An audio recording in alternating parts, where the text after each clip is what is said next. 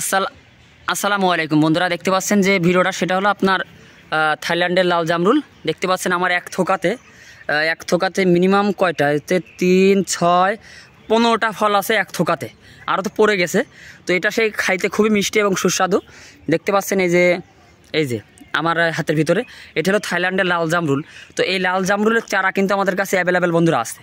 তো অনেকেই বলেন যে ভাই নেটের থেকে ছবি না, আমাদের কোনো নেটের থেকে ছবি না না, এটা আমাদের ডিরেক্টলি আমার বাগান থেকে সংগ্রহ করা, প্লাস আপনাদেরকে নগদে বিশ্বাস করানোর জন্য বা নগদে প্রমাণ দেওয়ার জন্য মূলত আজকে ভিডিওটা করতেছি। আর এটা খেতে খুবই মিষ্টি, কিন্তু এটা বৃষ্টি হওয়ার কারণে একটু মিষ্টিটা কমে গেছে, কিন্তু এটা প্রচুর মিষ্টি আর এটা ফলনও প্রচুর হয়। এটা 12 মাসের জাতের। তো বন্ধুরা আমি দেখাচ্ছি আপনাদেরকে কি পরিমাণ আমার গাছে ফল আসছে। এটা হলো একটা থোকা, আর আমি পুরো গাছটা আপনাদেরকে দেখাবো এখন। এই হলো আমার গাছ, এই হলো আমার বাগান না, এটা আমার বাড়িতে। তো দেখতে পাচ্ছেন এই থোকায় ধরছে। এর ভিতরে দেখেন কি পরিমাণে ফল। এই দেখেন গাছের ভিতরে সব ফল আর ফল, সব গাছে ফল। কিন্তু এই ঝড়ে কালকে ঝড় বৃষ্টিতে প্রচুর পরিমাণ ফল পড়ে গেছে, প্রায় বড় ঝুড়ি এক ঝুড়ি ফল পড়ে গেছে।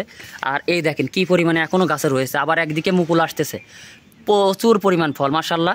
আর এটা থোকাতে এটা পুরোপুরি যদি আপনি হারভেস্ট করেন তো একদম পুরো লাল টকটকে হয়ে যায়। আর এটা এক থোকাতে 15-20টা করে ফল আসে। তো আসলে দেখতে খুবই চমৎকার, আর এটা খেতেও খুব ভালো।